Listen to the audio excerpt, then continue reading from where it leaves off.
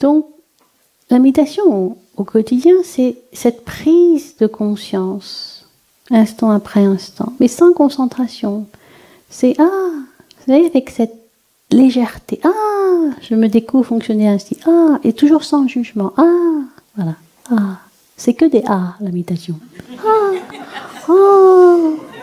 Soyez au bureau, faites devant votre patron.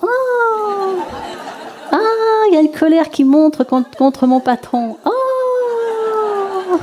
Vous voyez?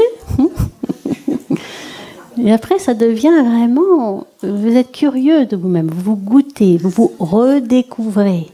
C'est pas du labeur, la méditation. C'est toujours frais, c'est toujours vivant, c'est toujours fun.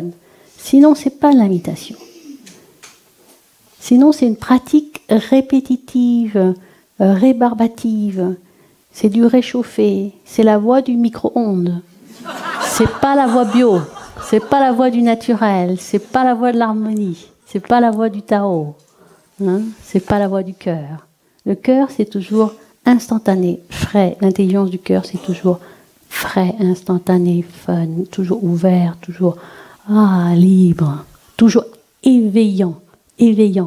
La méditation doit vous éveiller à vous-même, doit vous éveiller aux autres, doit vous ouvrir. Si ça ne va pas dans ce sens, allez voir qu'est-ce qui se passe. Allez voir où sont les portes fermées, où sont les zones de protection. Et chaque porte fermée, chaque zone de protection va vous ramener vers votre ouverture fondamentale jusqu'à ce que vous réalisiez qu'il n'y a jamais eu de porte fermée. Hormis la croyance à laquelle vous vous attachez. La croyance à laquelle vous vous attachez, la limite que l'on conçoit, c'est simplement une porte fermée en plein ciel. Donc, il faut simplement arrêter de s'agripper à cette porte et de lâcher prise pour redécouvrir ce grand ouvert, cette grande liberté que nous sommes déjà. Voilà, donc méditer, la méditation, c'est très facile. C'est très facile. Et tout, en ce moment, c'est très à la mode. Il y a la mode de la pleine conscience, il y a plein de choses.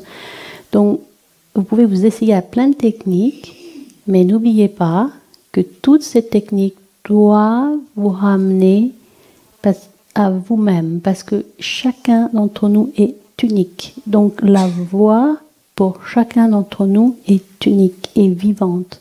Donc ça ne peut être que l'invitation et la réponse de l'instant pour chacun. Et cette invitation-là est toujours neuve, est toujours créative. Et il suffit simplement de savourer cette invitation, de la laisser se goûter en nous.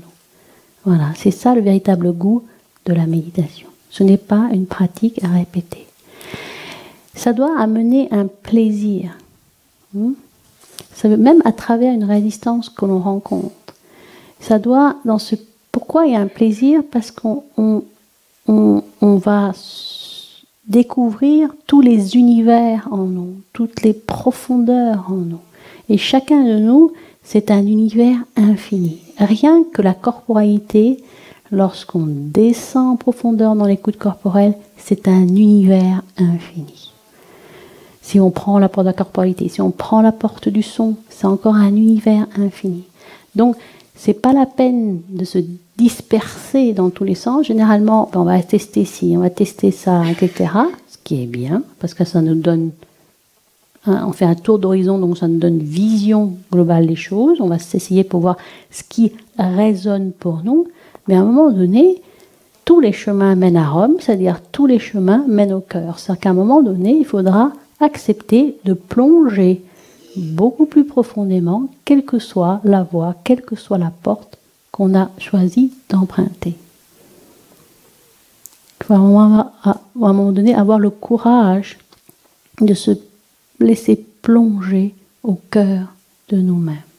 Et cette plongée se fait tout à fait naturellement si instant après instant, on s'abandonne à nous-mêmes, au cœur de nous-mêmes, et on se laisse guider, éclairer par ce cœur-là.